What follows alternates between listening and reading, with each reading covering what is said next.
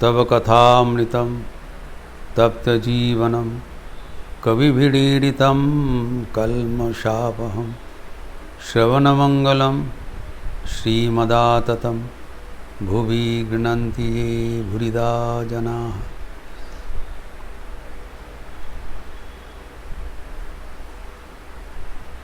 कल कर्ण वृषकेतु का नाटक के बारे में हम लोग चर्चा किया था।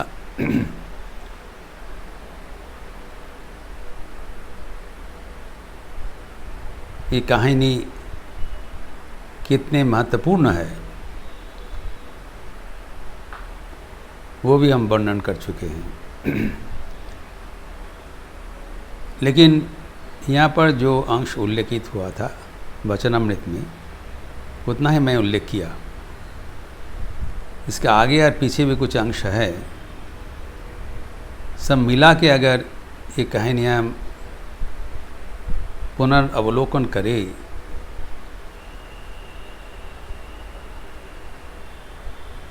तब धर्म का पूर्ण मर्यादा हमें याद आ जाएगा।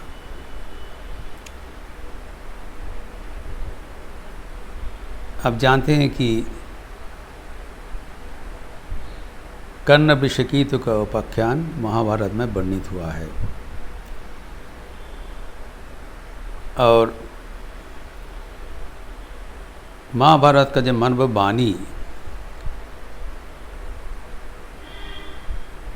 महारानी गांधारी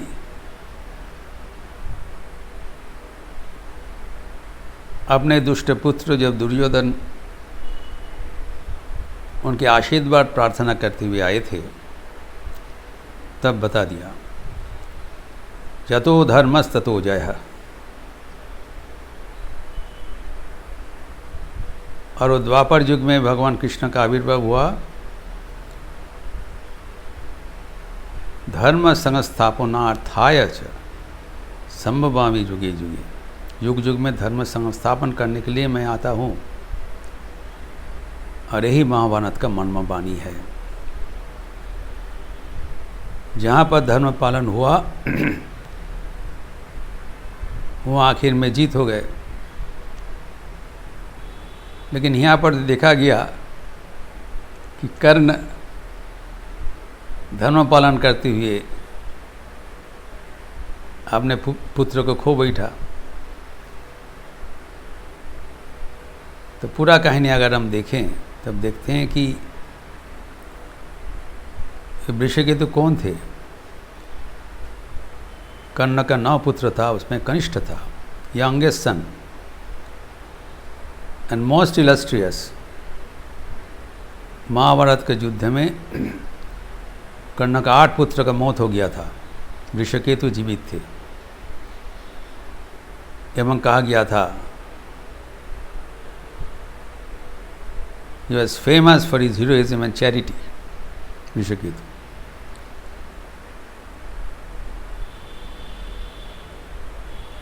उपाख्यान में है जब कर्ण दाता वीर रूप से सुपरिचित थे तब एक दिन राजसभा में राजकार्य परिचालना करने के उपरांत जब मध्याह्न भोजन के लिए निकल रहे थे, उसी समय द्वारी आके निवेदन किया। एक ब्राह्मण दर्शन प्रार्थी हैं। राजा कर्ण तत्काल उनको बुलाया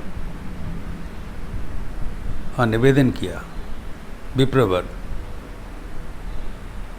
मैं आपके लिए क्या सेवा कर सकता हूँ। उन्होंने बताया,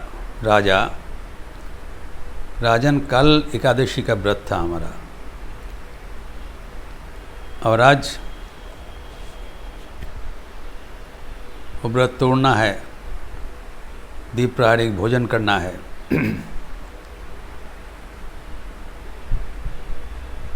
हमारा भोजन प्रार्थना करने के लिए मैं यहाँ पर आया हूँ। तो कर्ण ने बताया, अब बताइए जैसा आप चाहते हैं वो तत्काल हम लोग बंदोबस्त कर देंगे। तो ब्राह्मण ने कहा, ये करना तुम्हारा साध्य के बाहर है, पहुँच के बाहर है, तुम कर नहीं सकोगे। कर्ण का द्वार से कोई कभी प्रार्थी वापस नहीं गया। ये उनके जीवन में व्रत है, दाता करना है। काली देखा है कि दान ही श्रेष्ठ धर्म है। ये दान धर्म आजीवन पकड़ के रहे थे। उन्होंने कहा, चाहे तो मेरा जीवन का बलिदान देते हुए मैं आपको प्रार्थना मिटाने का प्रयास करूंगा। तो उन्होंने कहा, मैं जो खाद्य चाह रहा हूँ वो आपको परोसना पड़ेगा। बताइए।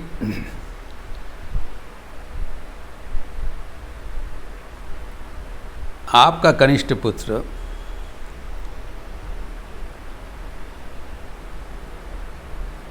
का बलिदान देकर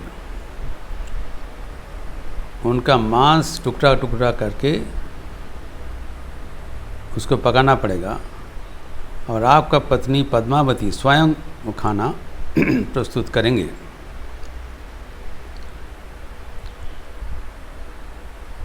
और वो खाना में हमारा उदर पूर्ति होगा। कर्ण तो स्तंभित हो गए कि ये कैसा हो सकता है। उन्होंने कहा, मैं अपना जीवन बलिदान दे रहा हूँ, मेरा मांस खा के आप परितुष्ट हो जाइए। ब्राह्मण ने कहा, नहीं, अगर आप मेरा प्रार्थना पूर्ण नहीं कर सकते हो, मैं दार्शी रोड जाऊंगा रिक्त हस्त में। कर्ण ने समझ लिया कोई देवता उनको परीक्षा लेने के लिए ब्राह्मण रूप से आए हैं। कारण कोई ब्राह्मण को नरमांस भोजन करने का कभी ही लालसा नहीं होता है। उन्होंने समझ लिया, लेकिन चुनौती स्वीकार कर लिया। यही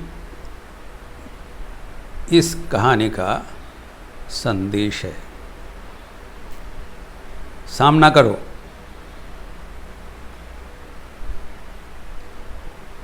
और आखिर में तुम्हारा विजय होगा।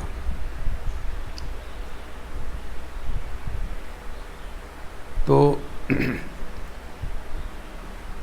कर्ण उन्होंने बताया, ठीक है, आप स्नान और स्तोत्र पाठ आदि करके आप आइए, आपका भोजन प्रस्तुत रहेगा। ब्राह्मण प्रस्तुति लेने के लिए गए और कर्ण अंतपुर में जाके देखा कि उनके पत्नी पद्मावती पुत्र का साथ स्तोत्र पाठ कर रहे हैं।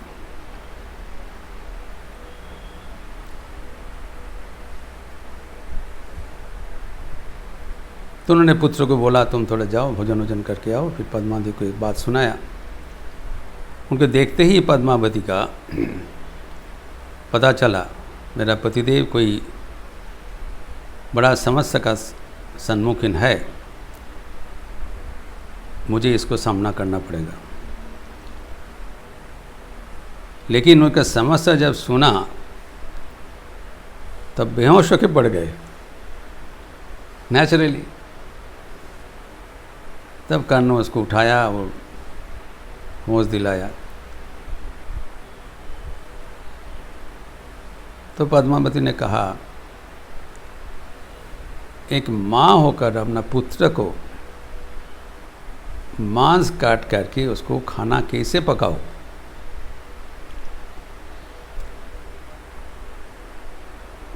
इनके सामने में एक चुनौती है।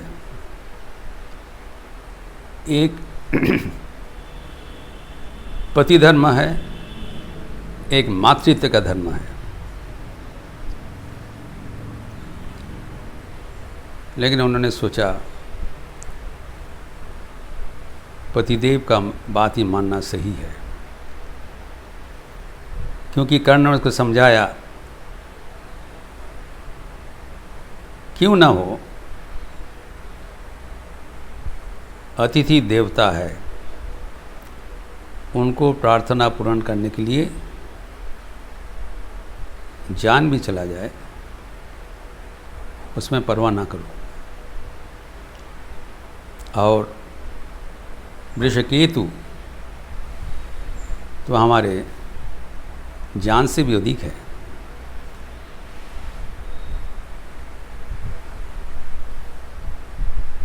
तो पद्मावती अपने को स्वाभाविक किया, और जैसे नाटक में कहा गया है,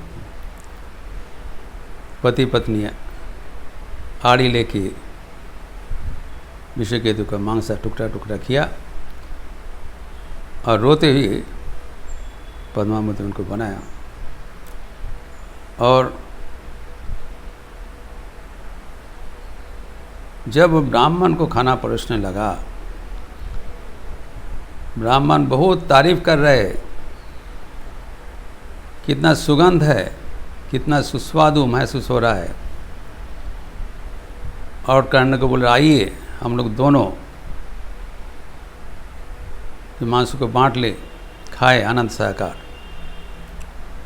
कैसे बोल सकते हैं? कर्ण ने बताया ये इतना तक नहीं होगा।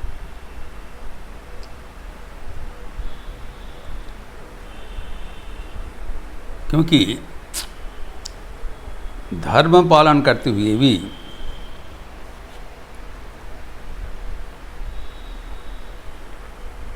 हृदय का भावना भक्ति बलिदान नहीं करना चाहिए।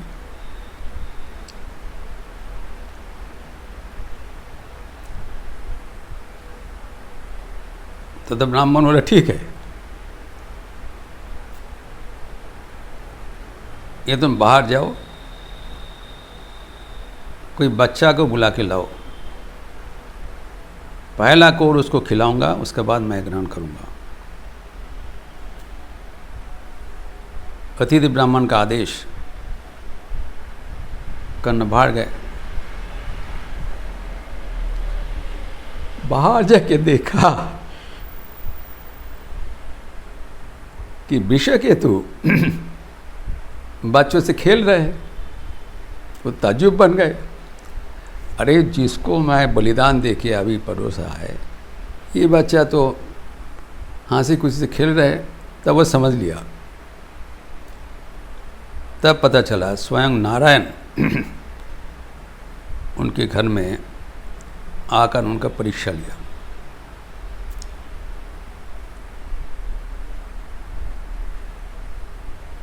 तो आखिर में ये परीक्षा में कर्ण उत्तीर्ण हो गए। लेकिन पद्मावती की आत्मत्याग के लिए वो चिरस्मरणीय अमर बन गए। तो अब देखिए, ये नाटक वियोगांत नहीं है, मिलनांतक है। It's not a tragedy, it's a comedy. यही भक्तगण का जीवन में संदेश है। ठाकुर क्यों इसको देखने के लिए गया और इसका इलाबोरेट विवरण वचनामृत में क्यों रखा? Greatest message is given.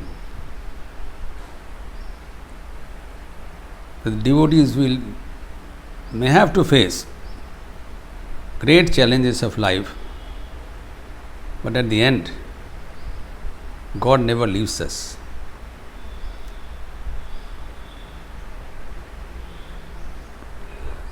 स्वरवितान में रविंद्रनाथ ठाकुर 40तम संगीत में ही संदेश दिया है, रविंद्र संगीत में, নয় এ মধুর খেলা, তোমায় আমায় সারা জীবন সকাল সন্ধ্যাবেলা। We are continuously facing a drama, a play in our life, but unfortunately it is not very pleasant. এর পুরো বাস্তব है। কতবার যে নিভল বাতি, গর্জে এলো ঝড়ের রাতি, সংসারের এই দোলায় दिले সংশয়েরই ঠেলা। गारस्थ धर्म पालन कर रहे हैं, इसलिए ठाकुर गृहस्थ भक्तों के साथ गए एवं साथ में नरेंद्र आदि भक्तों को लेके गए पूरा धर्म सिखाने के लिए। आकर ही पूछ रहे नरेंद्र एसेছে, या टू एंश्योर कितने बार हमारा जीवन के दिया निर्वापित हो गया।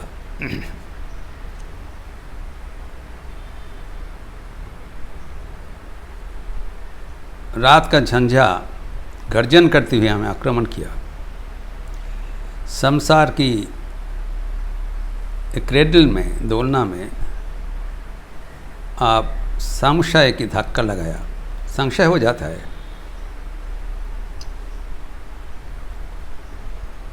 भगवान है, this is a practical religion, जीवन का रूढ़ वास्तवता है।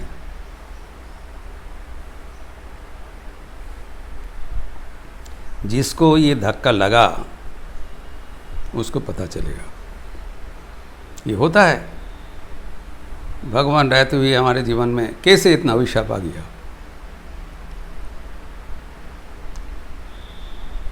फिर कहते हैं, बारे बारे बाँध भांगिया बन्ना उठेছে, दारुण दिने दिके दिके कान्ना उठेছে। ये एक बार नहीं हुआ, बारंबार। My life was flooded with the waters of misery। और रोना धोना जो चारों ओर भर गया, न केवल मैं, पूरा संसार रो रहे हैं। लेकिन आखिर संदेश क्या है? ओगो रुद्रो दुखे सुखे, এই কথাটি বাজলো বুকে, তোমার প্রেমে আঘাত আছে নাইকো অবহেলা। भगवान का और एक नाम है रुद्र, जो कठोर है, भगवान शिव। रुद्र जाते दक्षिणम मुखम तेन माम पाहि नित्यम। रुद्र का दो विभाग है, वाम भाग और दक्षिण भाग। दक्षिण भाग में कल्याण करते हैं, वाम भाग में प्रलय करते हैं। तो जीवन में दुख भी मिला, सुख भी मिला। It is a mixture of pleasure and misery. ये सुख दुख का मिलन में आप आघात भी देते हो, आदर भी करते हो। Mixture of blows and caresses. Life is not a bunch of caresses only.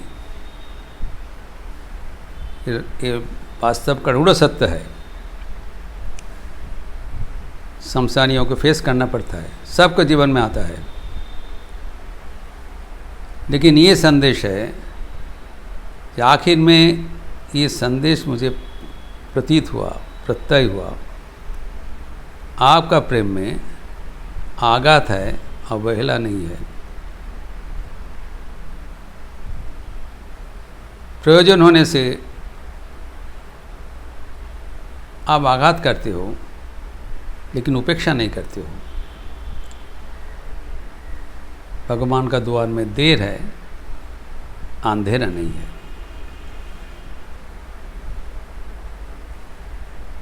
वो जो शरणागति के बाद बताया ठाकुर ने, आखिर में जो छठा उपाय है, रक्षिष्यति इति विश्वासः षड्विधा शरणागति, रक्षा करेंगे, जरूर करेंगे। यही उपाख्यान का सार संदेश है। भगवान ने जब ग्रहण किया, हमें विपद सागर में भासाने के लिए नहीं आया, परीक्षा ले रहे हैं, और विश्वास होना चाहिए कि भगवान ज़रूर हमें उद्धार करेंगे। भक्तेर कखनो विनाश नहीं। लेकिन जब तक ये भरोसा नहीं आएगा, भगवान ये परीक्षा लेते रहेंगे।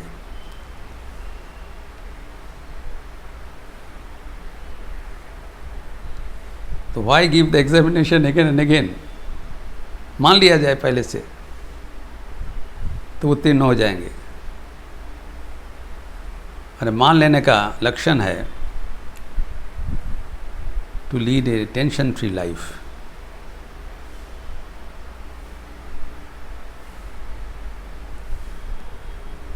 इसीलिए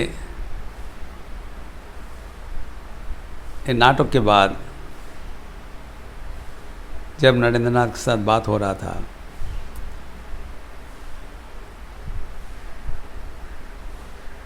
नरेंद्रनाथ कह रहे थे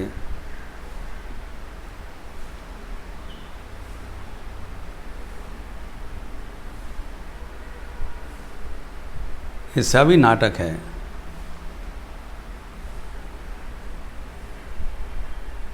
और विद्या माया और अविद्या माया के दो चीज़ जो बोल रहे थे, तो सभी विद्या माया है। ठाकुर कहते थे कुटी ब्रह्म ज्ञाने है।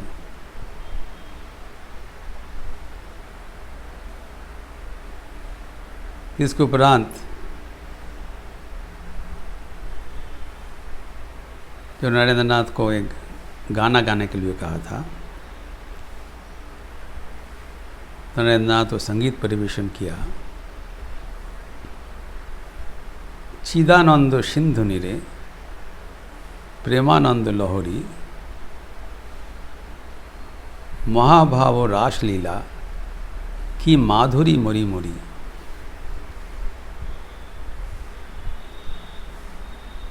ये जो विद्यमा और अविद्यमा के बात हुआ था, इनका आश्चर्य सम्मिलन है संगीत में।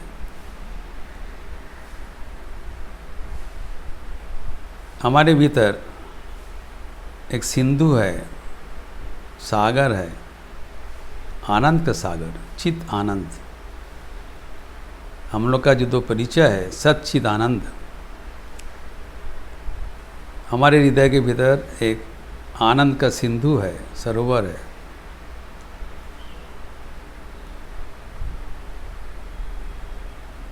शांति का पारावार है।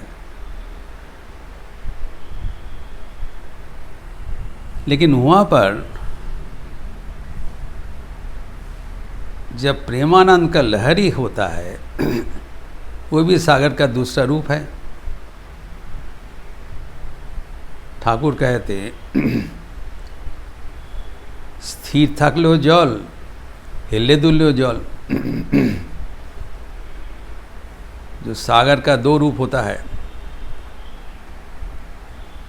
एक प्रशांत सागर स्थिर रहता है, एक अटलांटिक सागर, अटलांटिक बहुत लहरा होता है। दोनों सागर है। तो भाव भी वैसी, किसी को शांत भाव है, शांत भाव, किसी का मधुर भाव है, जहाँ पर मिलन विरह का लहरा चलता है, राइज एंड फॉल। यह है प्रेम का लक्षण।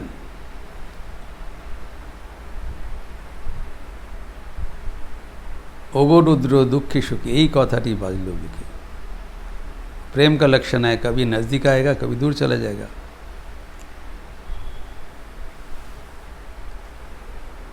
तो ये भाव वो संगीत में है, महाभाव रास लीला, भगवान का जो रास लीला है उसका जो माधुरी है वो अवर्णनीय है। एक शांत सागर का भी माधुरी है, चारों ओर विद्या माया प्रकाशित है, और भगवान का सगुण साकार रूप भी, वो भी माधुर्यपूर्ण है। ठाकुर कहते आज्ञे क्या न हो, वाई शुड बी मोनोटोनस। शांत भाव भी लेंगे, मधुर भाव भी लेंगे। सर्वदा ब्रह्म ज्ञान में रहने के लिए हम लोग हैं नहीं। ठाकुर कहते सर्वभाव उपभोग करना चाहिए, भगवान को चारों ओर से उपभोग करना चाहिए। तो हमारे जो भीतर में प्रभवमान अतीन्द्रिय आनंद है, उनके ऊपर दृष्टि आकर्षण करने के लिए श्री रामकृष्ण का प्रयास का कोई अंत नहीं है। भक्तगण का आह्वान कर रहे हैं, ये विषय आनंद में रहने का परिवर्त तुम्हारे भीतर जो अतीन्द्रिय अपार आनंद विराजमान है, वो प्रेमानंद सागर में भी अवगाहन करो, जीवन सार्थक करो। इस संगीत का परवर्ती अंश हम लोग अगले दिन देखेंगे। ओम शांति शांति शांति। हरि ओम तत्सत। श्री रामकृष्णार्पणमस्तु।